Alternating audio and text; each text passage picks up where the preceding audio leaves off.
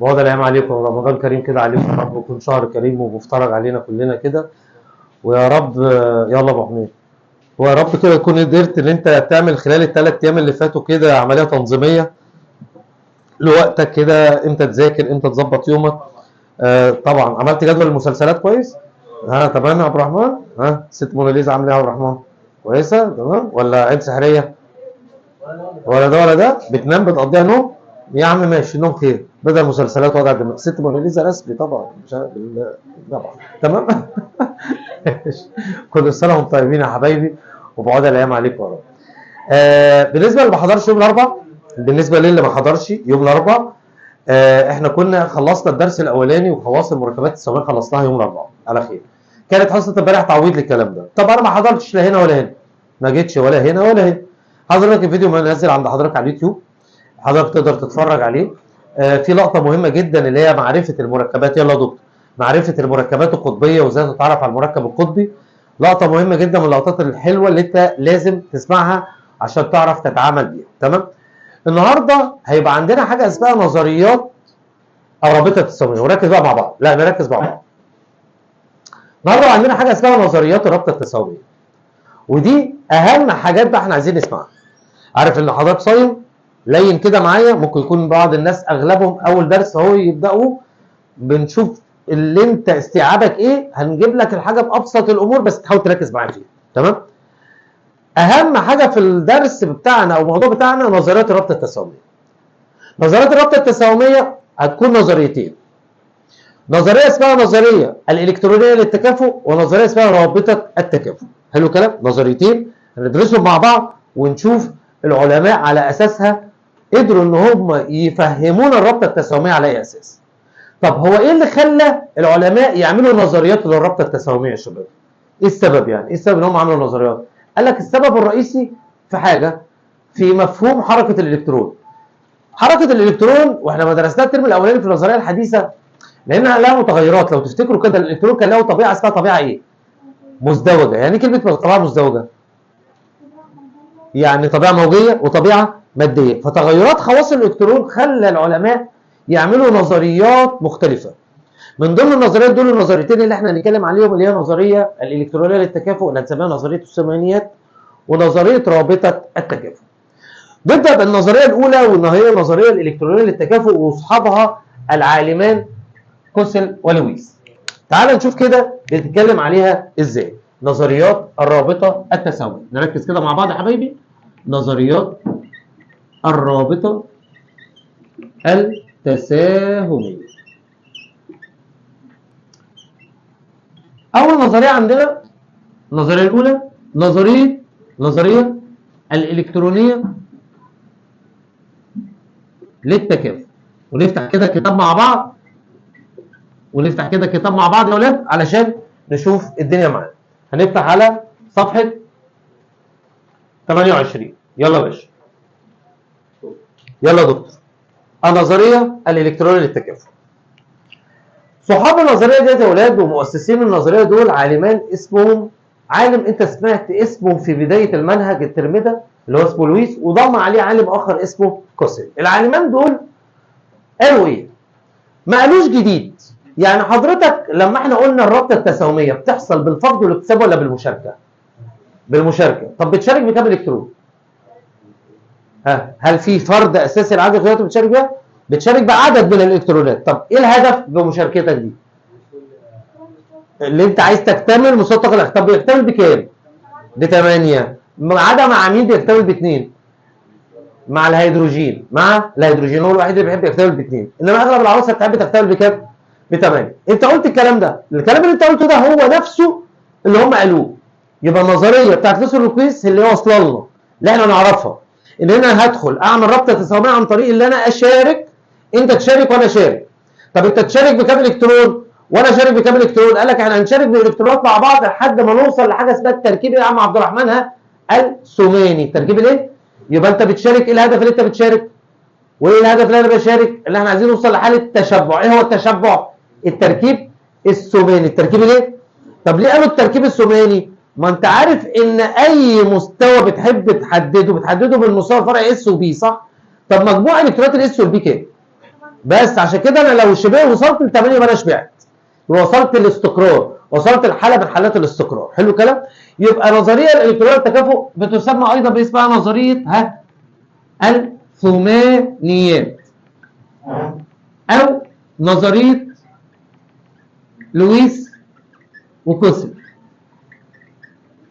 او الاوكتارول اللي هي قاعده الثمانيات.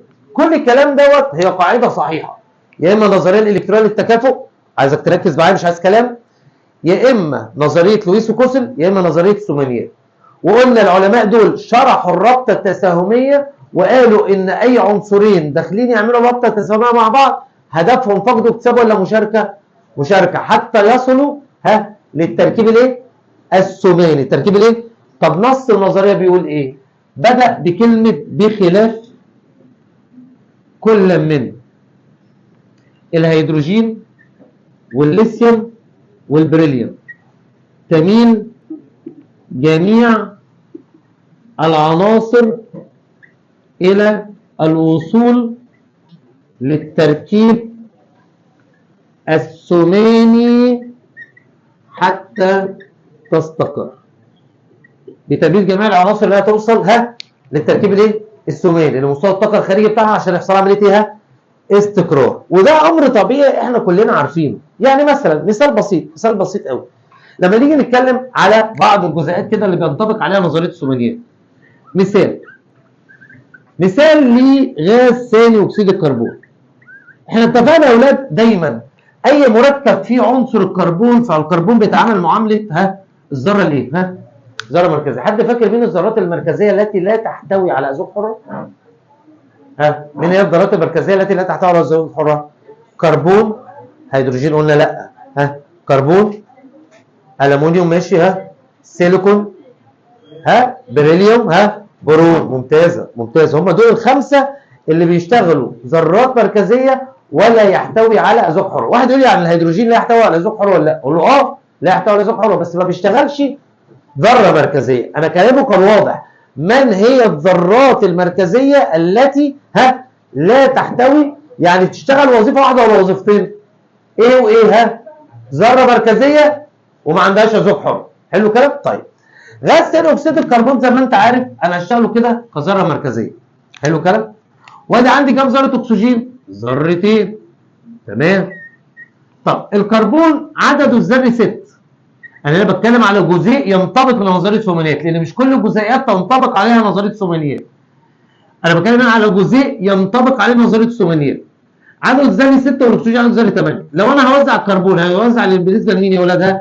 الهيليوم، وهيتوزع عباره عن 2s2 2v2 صح؟ طيب والاكسجين هيتوزع برضه بالنسبه للهيليوم وهيتوزع كالاتي 2s2 2b4. عندي كام الكترون هنا في صوت الطاقه الخارجي وعندي هنا كام الكترون؟ صح. احنا الاكسجين عدد تاكسده -2 صح؟ يعني معنى كده انه هيطلع كام الكترون عشان يشارك بيهم؟ 2 اهو، ادي 1 وادي 2 وده يتشارك ب1 وادي 2. طب الكربون هيشارك بكام الكترون؟ ب2، ادي 1 2 وادي 1 2. طبعا الكربون يحتوي على ازواج حره ولا لا يحتوي على ازواج حره؟ لا يحتوي. فدي الاثنين الكترون اهم اللي عمل ما بينهم الرابط، وهنا اللي عمل ما بينهم الرابط. اسال سؤال كده اشوفك فاكره ولا لا. عدد الروابط التساهميه هنا كام؟ عدد الروابط التساهميه هنا كام؟ عدد الروابط التساهميه كام؟ 4 ولا 2؟ 4 ولا 2؟ 2 صح. طب عدد ازواج الارتباط؟ 4. تاني ركز يا باشا، دي كده اسمها رابطه تساهميه. احنا قلنا دول كده اسمها ايه؟ بس اسمها رابطه تساهميه ثنائيه. يبقى كام رابطه تساهميه؟ 2. كام رابطه تساهميه؟ 2. انما كام زوج ارتباط؟ 4 زوج ارتباط. طب كام الكترون ارتباط؟ 8 بالظبط كده. يبقى كام رابطه تساهميه؟ 2. كام زوج ارتباط؟ 4. كام الكترون ارتباط؟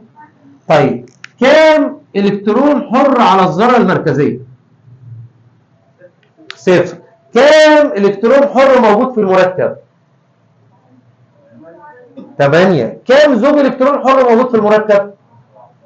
4. جميل. طب كل ذره بقى ركز كده، الذره دي بقى حواليها دلوقتي كام الكترون؟ 8 صح؟ طب ذره الاكسجين دي بقى حواليها كام الكترون؟ 8. وذره الاكسجين دي بقى حواليها كام الكترون؟ ها؟ يعني كل ذره وصلت الى التركيب الايه؟ ها؟ الثماني. وصلت التركيب الايه؟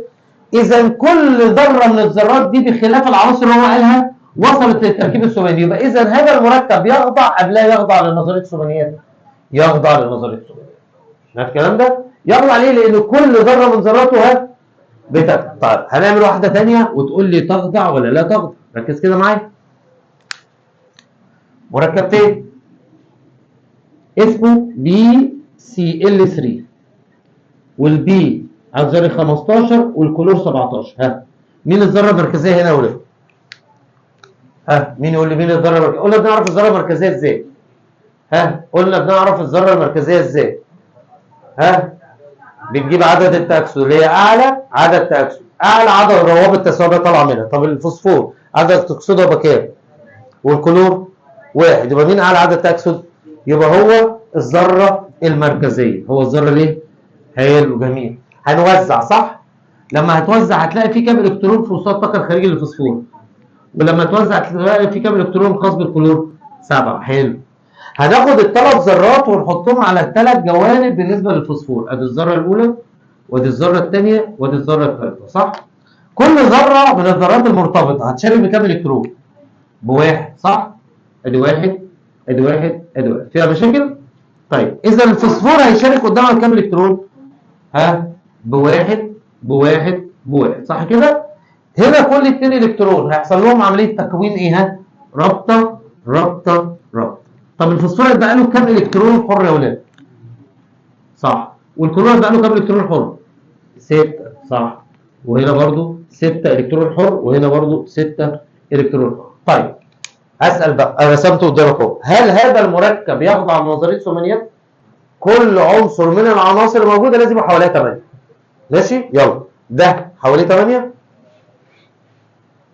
تمام، ده حواليه 8 صح، ما هو 7 وده معاك مشارك صح، وده حواليه 8 ده حواليه 8 يعني كل واحد حواليه 8. يبقى اذا المركب يخضع للاوكتارول لنظريه الثمانيات. يبقى انت هتقول المركب يخضع لنظريه الثمانيات وانت لا. ها انت هتقول يخضع وانت لا. ها لو لقيت كلهم عندهم 8 يخضع. طب لو ما لقيتش؟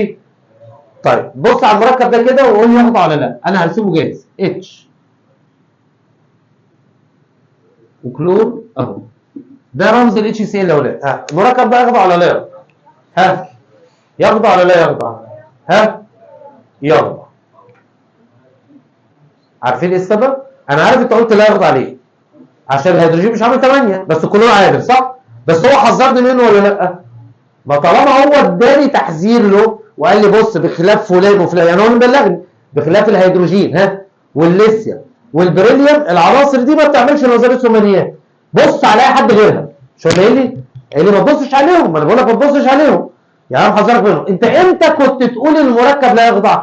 لو لقيت عنصر هو ما حذرنيش منه، ولاقيه ما بيعملش ثمانيات، ما بيعملش ايه؟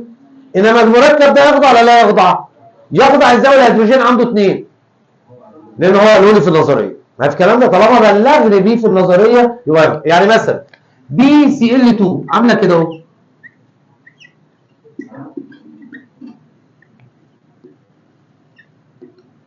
ها المركب ده يخضع ولا لا يخضع؟ يخضع ليه؟ ما البريليوم حواليه 4. البريليوم حواليه 4. بصوا كده 2 و2 4. ها يخضع ولا لا يخضع؟ يخضع. طب ليه يخضع؟ ما البريليوم محذرني منه. الكلام ده لو هو مش محذرني منه، وده هيجي دلوقتي هنا. تعالى بص كده على المركب ده. بص يا ولاد. بي سي ال 5. انا جبت نفس المركب عشان ما توزعش تاني. ركز بقى معايا في ده. شايفينه كلكم هنا؟ ها شايفينه؟ طيب. البي عدده الذري 15 والكلور عدده الذري 17. ده ما احنا لسه قايلين. الفوسفور هيبقى بينتهي بكام الكترون في وسط الطاقه الخارجي؟ 5 والكلور كام؟ 7. طيب ادي البي دي الذره المركزيه لان عدد تاكسده هنا هيبقى كام؟ 5 صح. عدد تاكسد الفوسفور هنا 5. طب هتوزع كام ذره كلور حواليه؟ 5. ادي 1 2 3 4 5. حلو الكلام؟ 5 ذرات كلور. كل ذره كلور هتشارك بكام؟ بإلكترون، صح؟ كل ذره كلور هتشارك بإلكترون. وكل ذره فوسفور هتشارك بإلكترون، صح كده؟ طيب دلوقتي هل المركب ده يخضع لنظريه ثمانيات ام لا؟ لا، ليه يا عم احمد؟ لا، الكلور فيه 8، صح؟ ما انا هكمل لك اكيد الالكترونات. الكلور فيه 8، صح؟ انما مين اللي مش فيه 8؟ هيبقى بقى فيه كام؟ 10. بقى فيه كام؟ 5 خد عنده 5 خدهم من بره شارك بيهم، صح؟ فاصبح عنده كام؟ اذا هذا المركب يخضع ام لا يخضع؟ طب ليه قلت لا يخضع على الرغم ان انت وافقت على ده وما وافقتش على ده؟ عشان هو ما حذرنيش بالفوسفور. هو قال لي الفوسفور لا يخضع، ما حذرنيش، انما انا محذرني من مين ومن مين ومن مين؟ هيدروجين وليثيوم وبريل، وقال لي اي حد تاني شغال. مع الكلام ده؟ طب ما انا لقيت اهو في عنصر انت ما جبت سيرته وعمل كام الكترون حوالين نفسه؟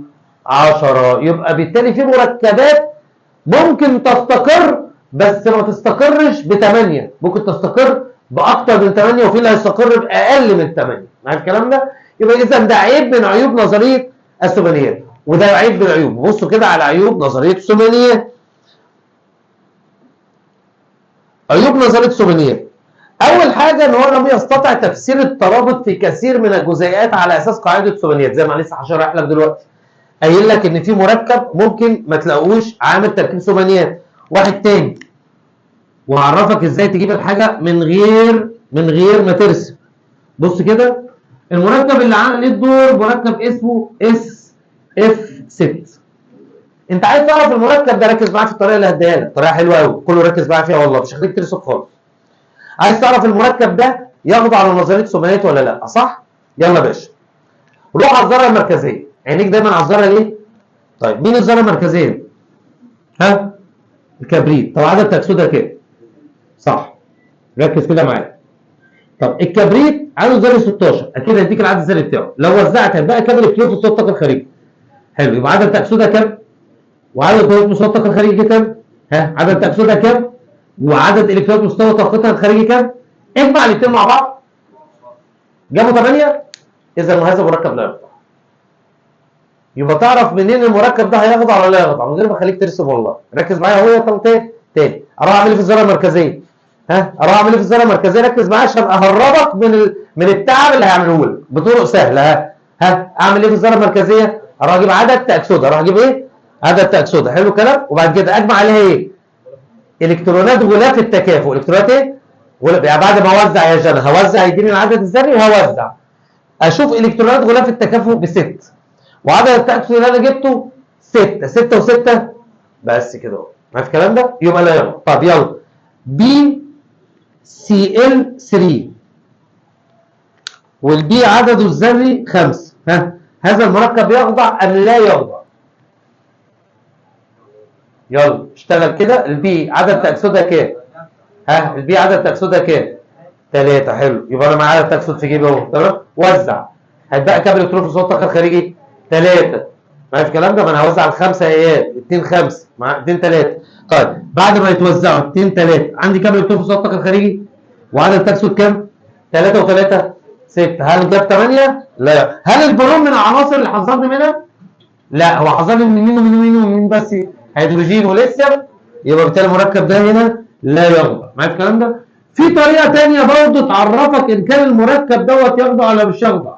ازاي؟ بصوا كده، هذا المركب الاول اعرف لي الاول قبل ما اديك الطريقه الثانيه كمان، اديك طرق وانت استخدم الطريقه اللي اريح لك وهرحبك من رسم كتير قوي. المركب ده الاول يخضع ولا لا يخضع؟ كلور عدد ذري 17. يلا كلور عدد ذري 17. وزع وهات عدد تأكسد الكلور، والكلور هو هنا الذره المركزيه. يلا يا باشا، يخضع ام لا يخضع؟ ليه؟ طيب مين عملت ايه؟ كلور هنا عدد تأكسده كام؟ لا، ركز في الكلور كده. عدد تأكسده كام؟ 4. صح، عدد تأكسده 4. مش الاكسجين بسالب 2؟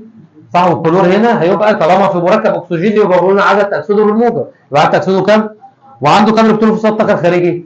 4 7 11 يبقى بالتالي مش هيخضع، صح كده؟ طيب ممكن تجيب طريقه ثانيه برضه الاريح لك، شوف ايه الطريقه الاريح لك. جيب الالكترونات اللي موجوده في مستوى طاقه كل واحد. يعني الكلور هتوزعه هتلاقي فيه كام الكترون في مستوى الطاقه الخارجي؟ الاكسجين هتوزعه هتلاقي فيه كام الكترون في مستوى الطاقه الخارجي؟ 6. يبقى الكلور فيه 7 والاكسجين في كام؟ حلو. اجمع الكترونات الذرات، الكترونات مستوى الطاقه الخارجي للذرات كلها. عندك كام الكترون في الكلور؟ ها 7 زائد عندك كام ذره اكسجين؟ كام ذره اكسجين؟ كام ذره اكسجين؟ وعندك كام الكترون في مستوى الطاقه الخارجي؟ 2 في 6. يعني تجمع الكترونات غلاف التكافؤ، لو اداك رقم فردي فالمركب لا يخضع، لو اداك رقم زوجي فالمركب يخضع. معاك الكلام ده؟ طب 7 زائد 12 يديك كام؟ ها؟ ده رقم فردي ولا رقم زوجي؟ فردي، يبقى يخضع ولا لا يخضع؟ أنهي أسهل طريقة بقى؟ تجمع الإلكترونات ولا طريقة عدد التأكسد؟ ها؟ زي انتوا عايزينه، ده موجود معاك وده موجود معاك، معاك طريقتين، يا تجيب عدد التأكسد للذرة المركزية وتجمع الكترونات غلاف التكافؤ، يا اما تجمع الكترونات الذرة كلها. معايا الكلام ده؟ يعني هنا يلا يا باشا مركب تاني من المركبات برضو اللي نقدر نشتغل عليه اللي هو NO. ها انا عايزك تقول لي الاول قبل ما نجمع الالكترونات، ها يخضع المركب ده ولا لا يخضع لنظريه السومينيه؟ والاكسجين ب 8. ها اجيب ايه للان؟ نوزع. حاضر. ها هنوزع هتلاقي فيه هنا كام الكترون في مستوى الطاقه الخارجي. طيب وهنوزع ال 8 هنلاقي فيه كام الكترون في مستوى الطاقه الخارجي؟ 6. ها عايزين نجيب عدد التأكسد بقى. عدد التأكسد النيتروجين هنا كام؟ ما احنا لازم يا جماعه الكلام ده يبقى عندنا اساسيات عدد التأكسد، لو مش معانا مش هنعرف نشتغل روابط. اساسيات عدد التأكسد لو مش معانا مش هنعرف نشتغل روابط خالص ولا نعرف نعمل حاجه. عدد الاثنين جبتها ازاي الاثنين؟ صفر. اسمع الاكسجين بسالب 2. ممتازه جدا يا بنت ربنا يحفظك. ان سالب 2 بتساوي صفر يبقى الان هتساوي 2. دي طريقه الحل، لازم ابقى انا حافظه الاساسيات بتاعت الحاجه عشان اعرف اشتغل. يبقى عدد تأكسد النيتروجين هنا كام؟ ها 2. عنده كام الكترون في مستوى الطاقه الخارجي؟ 2 و5 7. ده السبعه دي جابت ال 8 يبقى المركب ده يخضع ولا لا يخضع؟ طب تعال نجيبها بالطريقه الثانيه اللي هي طريقه ايه بقى؟ ها جمع الكترونات. هتشوف ارقامها فرديه ولا زوجيه؟ يلا عندي كام الكترون في مستوى الطاقه الخارجي للنيتروجين؟ 5 زائد عندي كام الكترون في الاكسجين؟ 5 و6. رقم فردي ولا رقم زوجي؟ يبقى لا بالطريقتين اهو لا يخضع. عارف الكلام ده؟ يبقى بالتالي ده كده ازاي تتعامل. يبقى احنا اتكلمنا على اول عيبين. العيب الاولاني ان في مركبات ما خضعتش لنظريه الثمانيات، هو ما جابش سيرتها، وان في تصور ان التصور بتاع الرابطه التساهميه دوت خلى ان في الكترونات مفرده او مجموعه الكترونات التكافؤ لو مفرده بتخلي المركب برضه لا يخضع لنظريه الثمانيات. معاك الكلام ده؟ يعني معنى كده ان في كده وفي كده تحلها بالطريقتين تشتغل عليها. في حاجه ثالثه برضه تصوره على الرابطه التساهميه او في النظريه بتاعته ما وضح لناش ايه هي شكل الفراغي للمركب ولا ايه الزاويه اللي موجوده. فدي من العيوب اللي موجوده معانا. يعني هو هنا لما قال لك ايه؟ الرابطه التساهميه تنشا من مشاركه الالكترونات بهدف الوصول الى الاستقرار، صح؟ طب بعد ما المركب يتعمل هل اديتنا شكله الفراغي؟ هيبقى شكله في الفراغ عامل ازاي؟ هل هو عامل هرم رباعي الاوجه لان قدامها تاخد الاشكال؟ هل هو عامل مثلث مستوي؟ هل هو عامل شكل خطي؟ لا ما قالش حاجه. طب جبت لنا قيم الزاويه ما بين الروابط؟ ابدا. يبقى ده عيب ثالث من عيوبه. يبقى كام عيب من عيوب نظريه لويس وكوسلي يا ولادها؟ 3. العيب الاولاني ان في مركبات لا تخضع لنظريه الثمانيات. العيب الثاني ان في مركبات مجموع الكترونات تكافؤاتها ارقام فرديه. العيب الثالث ان هو لم يوضح الاشكال الايه؟ الفراغيه للمركبات ولا الزوايا او قيم الزوايا بين الروابط. انت في مركب برضه من الاعداديه مشهور قوي الزاويه ما بينهم، مركب الميه. مش عارف واخدينه السنه اللي فاتت؟ ها يعني الناس بتحدد زوايا صح؟ هل هو في سيرته في تكوين الرابطه التساهميه جاب سيره قيمه زاويه او شكل فراغي؟ ابدا. يبقى ده عيب من عيوب نظريه لويس وكوسلي. معايا الكلام ده؟ يبقى اذا الهدف رسم. على الرغم من كده، على الرغم من عيوبه، الا احنا لحد دلوقتي بنشتغل بطريقته. انت اول ما بقول لك العنصر بيستقر حتى يصل الى التركيب الايه؟ صح؟ بتفكر في حاجه ثانيه؟ هل عمرك فكرت ان فعلا في مركبات بتستقر ب6 او بتفكر ب10؟ لا ابدا. ما هو لحد دلوقتي ماشي بدماغه ان اغلب المركبات والعناصر دايما بتصل الى التركيب الايه؟ ما عدا مين اللي بيصل للتركيب الثنائي؟ الهيدروجين. معايا في الكلام ده؟ معانا الليثيوم، معانا البريل، بس الهيدروجين بصفه عامه دايما هو الذي لا يصل للتركيب الثنائي، بيستقر بايه؟ باثنين الكترون. كلام واضح؟ دي كده من ضمن العيوب بتاعتها. ركز بقى معايا في النقطه اللي جايه دي قوي معايا كده وركز معايا. طب بص كده على المركب، بص على السؤال اللي موجود عندك ده. يلا، اي زوج من ازواج مركبات الفلور الاتيه لا تنطبق عليها نظريه الثمانيات. يلا طبق الطريقه بتاعتنا كده وشوف هتقول لي ايه الاجابه. اي زوج من ازواج المركبات الاتيه، عايز العدد الذريه. الفلور 9 عشان هو دايما بيسيبك انت بتسرش عليه. الكبريت 16، النيتروجين 7، الاكسجين 8. كتبت لك اهو رموز العناصر اللي انت هتحتاجها. والفوسفور 15. يلا باشا، اي زوج من ازواج المركبات الاتيه لا ينطبق عليه نظريه الثمانيات، يعني ما يعملش 8. ايوه الاسباب، يعني انت عليه بقى طريقه او بتدينا طريقه جديده مثلا زي ما انت عايز. اول طريقه اللي انت عملت ايه؟ عدد تاكسد للكبريت، جميل. طلع 6 صح، وهو عنده كام الكترون في وسط الطاقه الخارجي؟ 6 و6 عدي، جميل ممتاز. 5، هو عنده كام الكترون؟ 5 في وسط الطاقه الخارجي، 5 و5 10. يبقى بتلعب على الذره المركزيه. طب تعالى كده في الف هتلاقي واحده وواحده، ب واحده وواحده، د كلها تخضع لنظريه الثمانيات، انما ج هتلاقيها كلها على بعضها لا تخضع لنظريه الثمانيات. يبقى قولي لي كده طريقه التعامل مع المركب، طريقه التعامل. اعرف منين المركب اللي قدامي؟ فهمت مني ايه؟ اعرف منين المركب اللي قدامي يخضع ولا لا يخضع؟ ايه الخطوات اللي اي طريقه انت عايزاها؟ عايزه الطريقتين، عايزه الطريقه اللي انت حبيتيها. اجيب عدد تاكسد لمين؟ للذره مركزيه، جميل. واوزعها واجمعهم. الله يرضى عني. طب فرضا ما طلعتش 8 بس حد من العناصر دي اللي هي الهيدروجين او الليثيوم والبريليوم يخضع بالظبط. طب لو حد ما طلعش 8 بس مش من العناصر ديت لا يخضع بقى. بقول لك حد ما طلعش 8 بس مش من العناصر ديت يبقى لا. بالظبط كده تمام. يبقى اخر مره قبل ما ادخل على الجزئيه الجديده، ازاي اعرف الجزء اللي قدامي دوت يخضع لنظريه الثمانيات ولا لا؟ اروح اجيب عدد تاكسد الذره المركزيه واجمع عليها ايه؟ الكترونات غلاف التكافؤ. لو ادت 8 تخضع، طب لو ما ادتنيش 8 يبقى لا يخضع. او في طريقه ثانيه، ايه هي الطريقه الثانيه يا جنى؟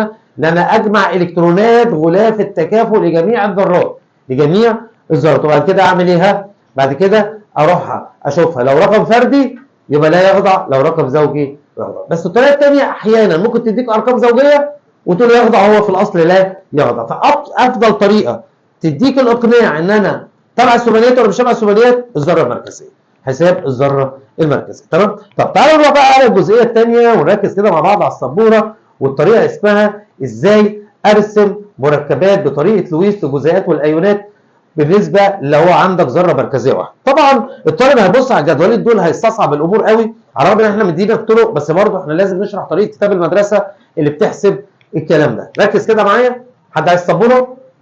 طريقه رسم الجزيئات بطريقة لويس وكذلك الأيونات بالنسبة إذا كانت الذرة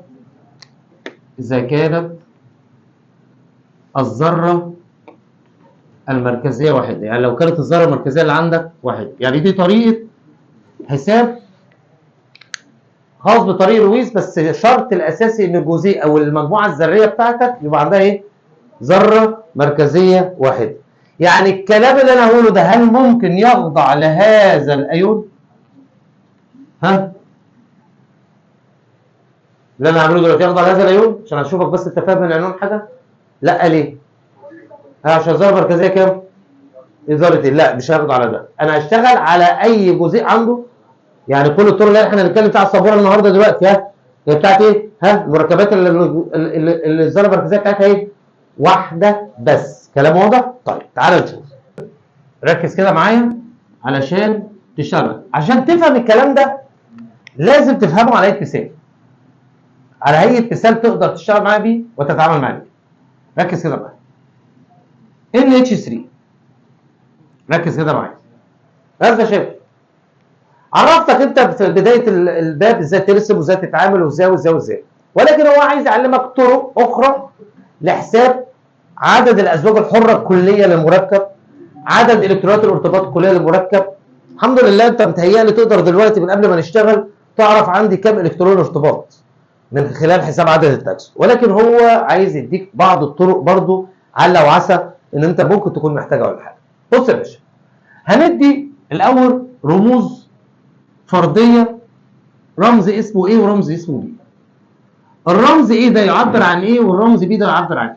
ركز كده معايا عشان نبقى فاهمين الدنيا بتاعتك، عشان تبقى انت شغال عليه. تمام.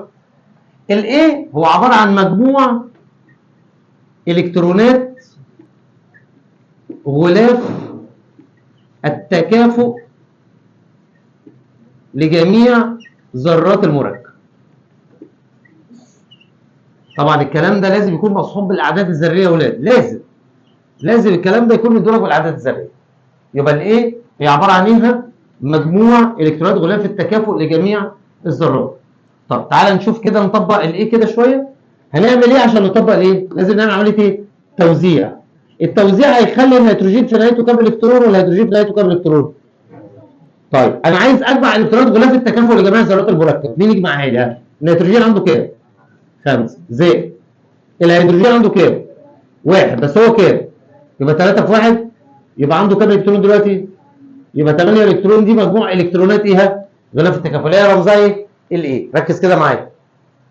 البي هي عباره عن مجموع الكترونات تشبع ذرات المركب. البي دي مجموع الكترونات ايه؟ تشبع. هو اي ذره بتحب تتشبع بكام؟ ما عدا مين؟ الهيدروجين بيتشبع بكام؟ حلو. انت عندك كام ذره هيدروجين هنا؟ بتتشبع بكام؟ ب8. مش احنا قلنا اي ذره بتتشبع بكام؟ بتوصل لتشبع الثماني او التركيب الثماني. طب الهيدروجين بيتشبع بكام؟ طب 2. وانت عندك كام ذره؟ 3 في 2 عدد الالكترونات كام؟ طيب ركز بس معايا. هو انت قبل ما اعمل الكلام ده كله كان ممكن تقول لي عندي كام زوج ارتباط في المركب ده؟ عشان اعرفك بس ان احنا كنا واخدين طرق اسهل من كده يعني. 3 صح؟ 3 ازواج ارتباط بكام الكترون حر؟ 6. هو عايز يبقى يثبت صحه كلامنا. تعالى يا باشا شوف، هو عامل لفه طويله بس مش مشكله، احنا هنتعلم الطريقه بتاعته، بس احنا اتعلمنا الطرق السهله بتاعتها. اطرح الاي ناقص البي. السي دي بقى تعبر عن ايه؟ عدد الكترونات الارتباط. عدد الالكترونات الايه؟ الارتباط. وانت قايل 6 من قبل ما تحل صح؟ يلا يا باشا اطرح البي ناقص الاي. طب البي بكام الكترون؟ ب 14. والاي بكام الكترون؟ ب 8. 14 ناقص 8 فيها كام الكترون؟ 6 الكترون. ال6 الكترون دول هم الالكترونات اللي هي. طب لو انا عايز اعرف عدد ازواج الارتباط، عدد ازواج الايه؟ الارتباط هتساوي ايه؟ هتساوي 6 على الاثنين هتفيها كام؟ 3 ازواج ارتباط. 3 ازواج ارتباط. حلو الكلام؟ طيب انا ليه بقى اعلمك الطريقه دي؟ لان فيها قانون هو الحسنه فيها بامان. ان القانون الخامس بيعرفك عدد الازواج الحره اللي في المركب كله. انما الطريقه اللي كنت بديها لك كنت بتعرف بيها عدد الازواج الحره بتاعت الذره المركزيه بس. فاكر ولا مش فاكر؟ بتاعت طريقه عدد التاكسد وعدد الالكترونات غلاف التكامل. انما الخطوه الاخيره دي حلاوتها انها بتعرفك ايه بقى؟ عدد الازواج الحره بتاعت المركب كله. طب بتجيب عدد الازواج الحره بتاعت المركب كله ازاي؟ بتشتغل عليها ازاي؟ اللي هي هنرمز لها بالرمز وليكن اي. تعال نشوف كده عدد الازواج الحره عباره عن اللي انت بتجيب عدد الالكترونات بتاعتك اللي هي بتاعت واللي موجوده في غلاف التكافؤ اللي هي كام الكترون؟ 8 الكترون. تمام؟ وتطرح منهم عدد الكترونات الارتباط. عدد الكترونات الارتباط اللي موجوده معايا. طب انا عندي كام الكترون ارتباط؟ 6. 6 ناقص 8 يدينا كام؟ 2. الاثنين دول اسمهم عدد الالكترونات الحره. عدد الالكترونات الحره اللي انا طرحت الاي ناقص السي. ليه بقى؟ لانك انت عندك 8 الكترون وعدد الالكترونات الحره كانت 6، فانت قدرت تطرح ال 6 ناقص ال 8 يديك كام الكترون حر؟ 2. ده موجود فعلا عندك هنا اهو في النشادر. لو تبص كده عندك كام الكترون حر؟ ها 2 الكترون حر. معاك الكلام ده؟ طب يلا يا ولاد حد يطلع لنا بنفس القوانين اللي قدامك دي اشتغل لي الاس او 2. يلا يا باشا اشتغل لي الاس او 2 دلوقتي. يلا في الكراسه. هات لي الاي وهات لي البي وهات لي السي وهات لي الدي وهات لي الاي. يلا حالا هات لي الاي وهات لي البي، وطبعا هديك العدد الذري اهو. الاس ب 16 والاو ب 8. الاي مجموع الكترونات غلاف التكافؤ بعد ما توزعت. البي مجموع الكترونات تشبع كل ذره، كل ذره بتشبع ب 8 ما عدا الهيدروجين بتشبع ب 2. كل ذره بتشبع ب 8 ما عدا الهيدروجين بتشبع. طب السي طرح البي ناقص الاي. طب السي بتاعت مين؟ الكترونات الارتباط. طب عدد ازواج الارتباط اقسم ال 6 على 2 معايا عشان تجيب عدد الازواج. طب عايز اجيب عدد الالكترونات الحره، ها اطرح الاي، تطرح الاي ناقص السي. ممكن تجيب الالكترونات الحره او تقسميها عليها، يعني ديت عباره عن A ناقص سي. مين الايه؟ الكترونات الارتباط. ومين السي؟ مين الايه؟ الكترونات غلاف التكافؤ. ومين السي؟ الكترونات الارتباط. يبقى الايه مجموع الكترونات غلاف التكافؤ. هتوزعي وتجمعي، هتوزعي وتجمعي. انا عايز كل واحد يطلع لي الخمسه. البي الكترونات تشبع كل ذره، كل واحد بتشبع بكام؟ ب 8 ما عدا مين؟ الهيدروجين بيشبع بكام؟ طب السي كل واحد معتمد على الباقي. السي طرح الايه؟ البي ناقص الايه. طب الدي اثبت السي على 2 معايا. طب الاي طرح الاي ناقص السي. ماشي؟ طيب اهم حاجه وزعنا. الاس في نهايته كام؟ يلا كله معايا. الاس في نهايته كام؟ ريتاج عملناها والله. طيب والاو نهايته كام؟ ها 6 صح؟ طيب يلا يا باشا الاي حد فاكر الاي؟ قولي لي ايه هتبقى كام يا سوسن؟ ناخدها واحده واحده كده. 6 زائد صح 2 في 6. قول لزمايلك ليه عملت 2 في 6؟ تمام يبقى مجموعهم 18 الكترون. دي اسمها ايه الاي دي؟ الكترونات غلاف التكافؤ. البي ريتاج عايز اجيب البي. ها البي اللي هي تعني مين؟ الكترونات التشبع. جميل. ها كل ذره بتشبع بكام يا بابا؟ ايه ده؟ لا اكتبي عدد الكترونات التشبع نفسها. المستوى بيتشبع بكام؟ ب 8. وتكتبي 8 مش هي محتاجه 8 الكترون عشان تتشبع. لا كلمه عدد الكترونات تتشبع يعني المستوى الطاقه الخارجي بيتشبع بكام؟ ب 8 صح؟ اي ذره بتتشبع ب 8 ما عدا 8. اس ديت بتتشبع ب 8 وهي اس واحده صح؟ زائد ها 2 في 8 ب 16. يبقى كده كام الكترون؟ يبقى جبت الاي والبي. ها السي اللي هي تعبر عن ايه؟ لا بعيد عن ايه ناقص ايه؟ تعبر عن ايه بالعربي؟ عدد لا مش ازواج، الكترونات الارتباط. عدد الكترونات الارتباط تتجاب ازاي؟ السي البي ناقص الاي. جميل. يعني هطرح 24 ناقص يدينا 6 الكترون. طب انا عايز الدي دي اللي هي اسمها ايه؟ عدد ازواج الارتباط. 6 على 2 بكام؟ ب 3 زوج صح؟ طب انا عايز اجيب الاي. ها الاي هنزود عليها حاجه اللي احنا هنقسم على 2 على طول عشان نجيب عدد الازواج. ها هي الاي مش كانت بتجيب الالكترونات الحره؟ بتطرح مين من مين؟ ها الاي ناقص السي. طب الاي بكام؟ 18 والسي بكام؟ 6 صح؟ ونقسم على الاثنين كده هنجيب الازواج على طول صح؟ 18 ناقص 6 ب 12. 12 على الاثنين ها ب 6 زوج حر. 6 ايه يا ولاد؟ 6 زوج حر. يبقى انا عندي كام زوج حر هنا؟ هيبقى 6 ازواج حره. 6 ازواج حره موجوده في المركب اللي هو غاز ثاني اكسيد الكبريت. تمام؟ طيب خد المركبات ديت عايزك تشتغل لي عليها كل واحده. ماشي؟ مجموعه المركبات دي تركز معايا عشان عايز اشوفها في الكراسه بجد الحصه الجايه. شغل عليها الخمس حاجات وخمس حاجات موجوده في المركب. ها بي سي ال 3. يلا يا باشا ان او 3 وعليها شحنه ايونيه. ان او 3 وعليها شحنه ايونيه. شوف الشحنه الايونيه هتعمل فيها ايه؟ لو اشاره سالبه هتزود واحد، لو اشاره موجبه هتطرح واحد. معايا؟ طيب مركب تاني اسمه اس او 3. مركب ثالث اسمه سي ال او 2. والاعداد الذريه جواها من الجدول الدوري. تمام؟ عايز المركبات دي الاربع مركبات دي تشتغلها الحصه الجايه في الكراسه. الحصه الجايه في الكراسه اهي. بي سي ال 3 ان او 3 اس او 3 سي ال او 2. عايزك تشتغل الكلام دوت عشان نشوفه الحصه الجايه في الكراسه. ودي اول نظريه اسمها نظريه الثمانيات. ربنا يوفقكم يا اولاد.